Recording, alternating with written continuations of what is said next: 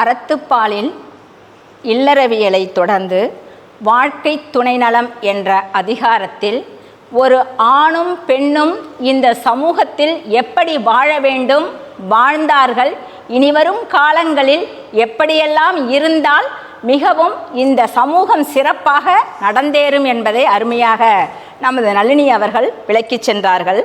அவரை தொடர்ந்து இன்னொருவரின் கையில் என்ன அதிகாரம் இருக்கின்றது என்பதை பார்க்கலாம். இப்பொழுது ஆசிரியராக பணிபுரிகின்ற திருமதி கலையரசி அவர்களை அன்புடன் இந்த மன்றத்திற்கு அழைக்கின்றேன். உங்களுடைய கையில் என்ன அதிகாரம் வருகிறது பார்க்கலாம். மடியின்மை அதிகாரம் எண் 61 அரசியலியல். மிகவும் அருமை. இல்லாமை வாழ்வினுடைய முன்னேற்றத்திற்கும் ஒரு குடும்பத்தினுடைய முன்னேற்றத்திற்கும் சோம்பல் இல்லாமைதான் முதற் காரணமாக இருக்கும் என்பதை திருவள்ளுவர் 61வது அதிகாரத்தில் குறிப்பிடுகிறார். ஐயன் வள்ளுவனின் பாதம் தொட்டு வணங்கி என் உரையை ஆரம்பம் செய்கிறேன். குடியனும் குன்றா விளக்கம், மடியனும் மாசூர மாய்த்துவிடும் என்கிறார். குடி என்பது குடும்பமாகவும் அது ஒரு குன்றா விளக்கு. அந்த விளக்கு உயர உயர எரிய வேண்டும் என்றால் சோம்பல் இல்லாதிருக்க வேண்டும்.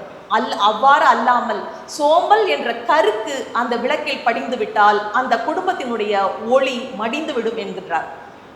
தொடர்ந்து கால நீட்டிப்பு, மறதி, சோம்பல், துயிலுறக்கம் இவை அனைத்தும் ஒரு குடும்பத்தை பாழும் கெடுத்துவிடும் என்கின்றார். அதுவே இந்த குறளில் நெடுநீர், மறவி, மடிதுயில் நான்கும் நெடுநீரார் காமக்கலன் என்கிறார்.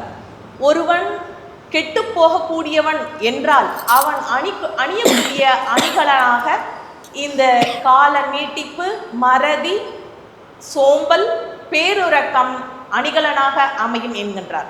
ஒரு குடும்பத்தில் சோம்பல் என்று இருந்தால் அந்த குடும்பம் அழிந்து போகும் என்பதற்கு குடியாண்மை, மடிமை குடிமைக்கண் தங்கின் தன் ஒன்னார் கடிமை புகுத்திவிடும் என்கின்றார். சோம்பல் என்பது ஒரு குடும்பத்தில் தங்கிவிட்டால் அதனை பகைவர்கள் அழித்து விடுவார்கள், அது பகைமைக்கு அடிமையாகிவிடும் என்கின்றார். குடியாண்மையுற்றுள் குற்றம் ஏற்படின் அதனை மடியாண்மையால் மாற்றக்கெடும் என்கின்றார். அதாவது ஒருவன் தன் குடும்பத்தில் ஏற்பட்ட குற்றத்தை சுறுசுறுப்பால் உழைத்து அந்த குற்றத்தை சரி செய்ய முடியும் என்கின்றார். மடியை மடியா ஒழுகல் குடியை குடியாக்க வேண்டுபவர் என்கின்றார். அப்படியெனின் அந்த சோம்பல் உருமாறு உழைக்கின்ற குடும்பம் உயர்ந்து விளங்கும். ஒருவன் தன் குடும்பத்தை உயர்த்த வேண்டும் என்று எண்ணினால் அவன் அந்த சோம்பலுறுமாறு சுறுசுறுப்பாக உழைத்து இந்த வாழ்க்கையை செம்மையுறு செய்ய முடியும் என்கின்றார். உலகை ஆள்பவர்களுடைய உறவு கிடைத்தாலும் அல்லது பெரும் அதிகாரங்களில் இருக்கிறவர்களுடைய உறவு கிடைத்தாலும் சோம்பல் கொண்ட மனிதன் அந்த வாய்ப்புகளை பயன்படுத்தி கொள்ள மாட்டான். எனவே மக்களுக்கு இதுகாரும் திருவள்ளுவர் உரைப்பது சோம்பல் ஒன்று என்று இருந்தால் அது பொறுப்பு துறப்பையும் பொறுப்பின்மையையும் தன்னுடைய கடமையின்மையையும் அதனால் ஒவ்வொரு மனிதனுடைய அடிப்படை வசதிகளையும் வளங்களையும் பெற இயலாது போகும். ஏனெனில் குடும்பமானது வீதியாகவும் வீதியானது சமூகமாகவும் இருக்கும். சமூகத்திற்கு ஒரு குடும்பம் நல்ல குடிமக்களை தர வேண்டும், நல்ல மக்களை தர வேண்டும். ஏனெனில் ஒவ்வொரு குடும்பத்தில் இருக்கின்ற பிள்ளைகள் எதிர்காலத்தினுடைய தலைவர்களாகவும் எதிர்காலத்தினுடைய ஒளிவிளக்காகவும் இருக்கிறார்கள். ஒரு மனிதன் தன் குடும்பத்தில் சுறுசுறுப்பு என்கின்ற வளத்தை பெறும் பொழுது அவன் மிக சிறந்த சமூகத்தை ஏற்படுத்த முடியும்.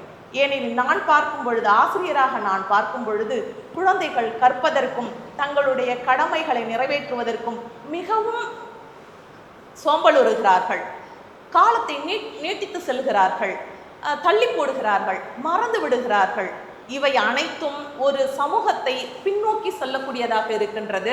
தமிழ் சமூகம் என்பது பல்லாயிரம் ஆண்டு கால சமூகமாக இருக்கிறது. அதற்கு கீழடி எல்லாம் அதற்கு சாட்சியாக விளங்குகின்றது. அப்படிப்பட்ட சமூகத்தில் மடியின்மை என்ற அதிகாரம் இன்றைய காலகட்டத்தில் மிகவும் பொருந்துவதாக இருக்கின்றது. மடியின்மை என்ற அதிகாரத்தை ஒவ்வொரு மனிதனும் மனமேற்கொண்டு அதன்படி வாழ்ந்து வந்தால் இந்த சமூகமும் பெரும் வளர்ச்சியை பெறும், குடும்பமும் பெரும் வளர்ச்சியை பெறும். நன்றி.